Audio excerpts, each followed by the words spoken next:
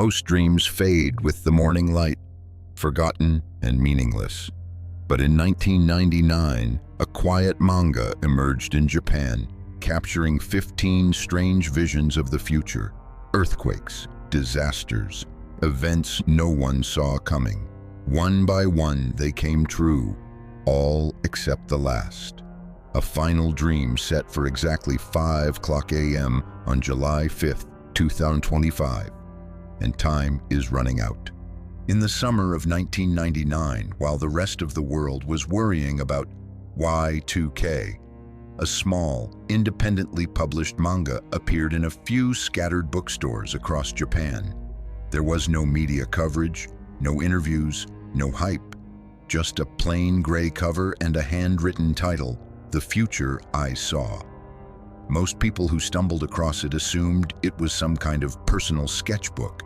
It looked like someone had drawn their dreams, literally, with pencil illustrations and short, cryptic notes beside each image. The drawings were rough, chaotic, sometimes childlike. Some pages had scribbled dates, others were almost blank. No one knew what to make of it, but buried inside those pages were 15 dreams, 15 visions, and that's where the story starts to shift, from strange to disturbing. Because while the book gained no traction in 1999, everything changed in 2011. That year, Japan was hit by the most devastating natural disaster in its modern history. A 9.0 magnitude earthquake triggered a tsunami so powerful it wiped out entire towns, over 15,000 people, and caused the infamous Fukushima nuclear meltdown. The world was stunned. And in the weeks after the disaster, something unexpected happened. A thread on a Japanese internet forum resurfaced, The Future I Saw. A user posted scans of one of the pages, claiming the tsunami had been predicted 12 years before it struck. The post showed a sketch of a city being swallowed by massive waves. On the page, the numbers 311 circled in the corner. The date of the tsunami, March 11th, 2011. It seemed impossible, but the more people looked, the more they found. Page after page matched events that had actually happened, some of them decades after the supposed dreams. From celebrity deaths to catastrophic earthquakes, the pattern was chilling. But perhaps even more unsettling was the author herself, or rather the lack of any real information about her. The manga was signed under a pen name, Tatsuki. No last name, no bio, no contact info. The original publisher no longer had records. She had vanished. No social media, no public appearances, just silence. And that silence made people even more obsessed. Some said she was a hoax. Others believed she had been silenced. A few even theorized that she never existed at all, that the book was created by a government agency or secret cult trying to manipulate public belief. But then, just when the internet had all but buried the mystery, she came back. In October of 2023, Tatsuki resurfaced, quietly. No interview, no video, no fanfare, just a reissue of The Future I Saw, now fully updated and expanded. In this new edition, she included more dreams, some that had already come true and others that hadn't. But she also revealed something no one had expected, her real identity. Born in 1954 in Kanagawa Prefecture, Tatsuki had lived an ordinary life, a painter, a singer, a quiet woman from Yokohama. But beginning at the age of 9, she claimed something extraordinary happened. She began to dream vividly, consistently, of things that had not yet occurred. She described a recurring figure in those dreams, an old man with silver hair and calm eyes who spoke to her in riddles. He would walk beside her in moonlit fields and whisper things about people, places, events that would happen years later. At first, she dismissed it as an overactive imagination, until the dreams started coming true. The first time was in 1976. Tatsuki dreamt of a man singing under stage lights. Suddenly, he collapsed. The crowd gasped. The man was Freddie Mercury. At that time, Mercury was one of the most celebrated performers on Earth. Young, energetic, healthy, Tatsuki sketched the dream anyway, recording it in her journal. 15 years later, on November 24, 1991, Freddie Mercury died from complications related to AIDS. It was a global shock, but for Tatsuki, the real horror came later when she saw footage of a film crew shooting a documentary tribute to Mercury, just as she had drawn in that 1976 dream. The same scene, the same camera angles. It was too precise to ignore. She tried to rationalize it. Maybe her memory was wrong. Maybe she was projecting, but the dreams kept coming. In 1992, she dreamt of a corridor bathed in light. At the end, a painting of a woman holding a child with the word Dana written across the frame. Moments later, there was a crash. Screaming, metal twisting. Tatsuki wrote it all down. On August 31st, 1997, exactly 5 years to the day of the dream, Princess Diana, Lady Di, died in a car crash in Paris. Another prediction, another impossible connection. By the mid-90s, her dreams had escalated. They were no longer about people. They were about events, places, forces of nature. She saw cities crumbling, water swallowing entire neighborhoods, explosions from beneath the earth. One dream from January 2nd, 1995, showed the ground splitting open and a thick, choking dust hanging in the air. She wrote, "Something will rupture in 15 days." On January 17th, 1995, the Kobe earthquake struck, killing over 6,000 people. At this point, Tatsuki knew she could no longer keep the dreams to herself. She compiled everything, years of sketches, notes, emotions, and created The Future I Saw. The book was never meant to be popular. In her words, it was meant to be a warning whispered through pages. But even after publishing it, she disappeared once more, until 2023. And with her return came something even more disturbing, a final dream, one she had never shared before, one that still hasn't come true. She had first seen glimpses of it in 1999, but it came back to her in terrifying detail in 2021. In the dream, she stood in a field of water beneath an ash-colored sky. There was no sun. The ocean south of Japan began to bubble. Two enormous shapes began to twist beneath the surface. Dragons, she called them. Then came an explosion and silence, and then waves taller than buildings crashing into the land. People screaming, dust choking the air, cities vanishing. But that wasn't the end. From beneath the water, something began to rise, a landmass. New, jagged, untouched. It stretched outward like a hand, connecting Japan, Taiwan, Hong Kong, and the Philippines into one massive body. In the dream, she looked at the sky and saw a number burned into the clouds. 5 a.m., July 5th, 2025. The dream always ended the same way. Silence, then darkness. Many dismissed it as symbolic, but geologists took notice because Japan sits on the Pacific Ring of Fire, the most active tectonic zone on Earth. And in 2013, an underwater volcano did erupt off the coast of Nishinoshima, forming a brand new island. It doubled in size within months. In 2021, another eruption formed a small island near the Kuril Trench. Both of these real-life events mirrored what Tatsuki had dreamt. And that's when people began to ask, what if the final dream isn't just metaphor? What if it's next? In her reissued edition of The Future I Saw, Tatsuki finally revealed the most terrifying dream she'd ever experienced. The one that had stayed with her, resurfacing again and again until she could no longer bear to keep it to herself. She called it the final dream, not because it was the last one she ever had, but because it felt like the last one the world might ever see. It began like many of her dreams did, in silence. No sound, no movement, just a vast, unfamiliar world washed in ash-gray light. She was standing alone, barefoot, in the middle of what looked like an endless field of water. The surface was so still it mirrored the sky. There were no waves, no clouds, just stillness. And then she noticed something beneath the surface.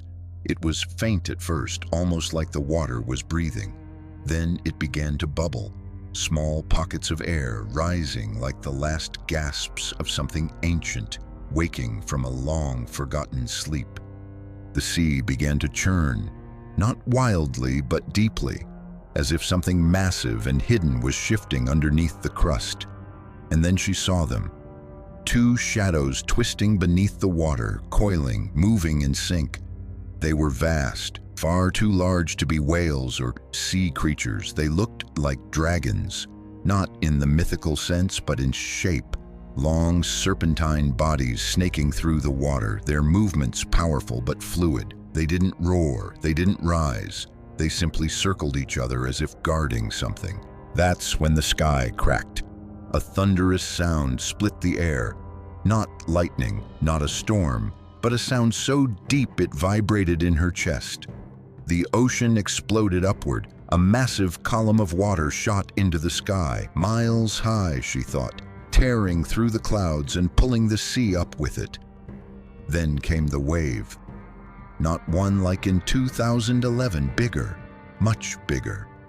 Tatsuki remembered feeling paralyzed, unable to move as a wall of water, 3 times taller than any building she had ever seen, rushed toward the coast. The dream gave her no time to scream. It simply ended. But that wasn't the part that terrified her most. After the dream faded and she woke in a cold sweat, Tatsuki realized something she hadn't noticed during the chaos. She remembered looking down at her arms, and she was wearing a short-sleeved shirt. It's a detail that would seem meaningless to most, but in Japan, that single image said something profound. Short sleeves mean summer. The 2011 tsunami happened in March. Bitterly cold, snow still on rooftops. This dream wasn't set in winter, it was warm, and that matched something else she remembered. The timestamp that appeared at the end of the dream, 5 a.m., July 5th. It was written clearly, no symbols, no metaphors, just numbers. A moment frozen in time. When she published the expanded edition of her manga in 2023, she placed that final dream at the very end of the book. She added a note beneath it. Not a warning, not a prophecy, just a confession. I don't know if this is what I saw in 2011. It felt different. It felt worse. I was still wearing short sleeves. That line shook readers to their core, because it suggested that whatever was coming, if it was coming, would be more catastrophic than anything the country had seen before. And more than that, it suggested a countdown. People began dissecting every detail. Reddit threads, Japanese message boards, conspiracy forums, all lit up with discussion. Was this dream just a product of anxiety, or was it something more? To understand how seriously people began to take it, you have to understand the geological reality Japan lives under. The country isn't just near tectonic fault lines, it's built on them. Japan lies directly along the Pacific Ring of Fire, a vast horseshoe-shaped zone that contains over 75% of the world's active and dormant volcanoes. Beneath the surface, massive slabs of Earth's crust are constantly shifting, grinding, pulling, and colliding with unimaginable force. These are the tectonic plates, and the most dangerous ones sit directly beneath Japan. The Pacific Plate, the Philippine Sea Plate, the Okhotsk Plate, and the Eurasian Plate. Where they meet, there's tension, and where there's tension, there's release. Earthquakes, tsunamis, volcanic eruptions. These aren't rare events for Japan. They're a reality of daily life. But what makes Tatsuki's final dream more than just poetic is how it aligns with real geological science. The spot in her dream, where the sea begins to boil and the dragons appear, perfectly matches the intersection of the Pacific Plate and the Philippine Sea Plate. This is a region scientists have been monitoring for decades. It's a place where immense pressure builds. Underwater volcanic activity is common here, and it's not just theoretical. In 2013, an underwater volcano erupted off the coast of Nishinoshima Island. Within months, a new island had formed. Then it grew. It merged with the existing landmass, and by the end of the year, Japan had a new island on the map. A similar event occurred in 2021 in the Kuril Islands, a disputed territory between Japan and Russia. There, another undersea volcano erupted without warning, forming yet another island. These islands are often unstable, yes, but the fact that land can literally rise from the sea due to tectonic pressure is a scientific fact, not folklore. Now imagine something larger, something more violent, something that affects not just one island, but the entire region. That's what Tatsuki's dream implies. A rupture so powerful that it causes a new landmass to rise, connecting Japan, Taiwan, Hong Kong, and the Philippines. In her vision, after the tsunami crashes in and the silence settles, the ocean parts, and from beneath, new land rises, black with volcanic soil, steaming and cracked like the skin of some ancient being waking from a slumber. She described it not as chaos, but as a rebirth. And in that silence, she saw people, survivors, walking barefoot across the scorched new ground. They were not screaming, not crying, but standing, quiet, stunned, watching the new continent emerge around them. It was in that moment that the old man returned, the same man who had been appearing in her dreams since she was 9. Silver hair, calm eyes. He bent down and drew a shape into the sand, a triangle with a circle inside. Then he whispered, "You are standing at the origin." And she woke up. No more tsunami. No more screaming, just those words. You are standing at the origin. What does that mean? Some believe it's symbolic, humanity starting over, a reset. Others say it refers to the birthplace of something new, a new nation, a new civilization, or maybe something spiritual. Others interpret the circle and triangle as representing the union of Earth's plates, as if the plates themselves are giving rise to a new world. What makes the story even stranger is that a handful of other artists and mystics across Asia have independently drawn similar symbols in the past, long before Tatsuki published her manga. One sketch, found in a 1980s spiritual journal from a monk in Taiwan, shows a nearly identical symbol, with a caption beneath it that reads, "When Earth breaks, the origin will form." Coincidence or connection? And then there's the silence. Since releasing her final edition, Tatsuki has gone completely dark. No interviews, no appearances, no blog posts, not even a digital footprint. It's as if she came back just long enough to deliver one final message and vanished again. Some believe she's alive and watching quietly. Others suspect the government may have stepped in. A few even wonder if she was never one person at all, but a voice for something greater, something unexplainable. Her silence has only intensified interest and fear. Japan's national media won't touch the story. They call it paranoia. Yet independent journalists and researchers continue to examine the patterns. Some seismologists have admitted, off the record, that they've seen increases in activity along the exact tectonic fault zones Tatsuki described. Government reports from late 2024 show subtle but measurable uplift in the sea floor south of Japan. Strange heat patterns, rising gas emissions, all signs of potential underwater volcanic activity. Still, there's no official warning, no siren, no "prepare by this date" message, just a dream, a timestamp, and a woman who believed that even if no one listened, her responsibility was to tell the truth anyway, So what do we do with that? Do we laugh it off, dismiss it as coincidence, or do we listen? Maybe dreams are nothing but fragments of the subconscious. Maybe they're stories our brain tells to process stress. But what if, just once, a dream is more than that? What if it's a transmission, a code, a warning whispered from a place beyond science and reason?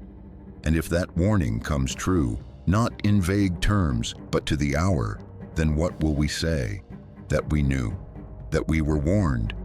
Because at exactly 5 a.m. on July 5th, 2025, something will happen. Even if it's nothing.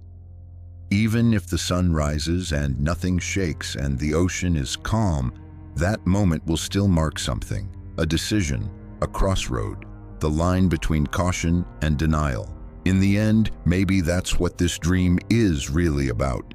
Not fear, but choice. Will we look away or will we watch? Will we dismiss the warnings or try to understand them? Will we survive because we were lucky or because we were prepared? Only time will tell.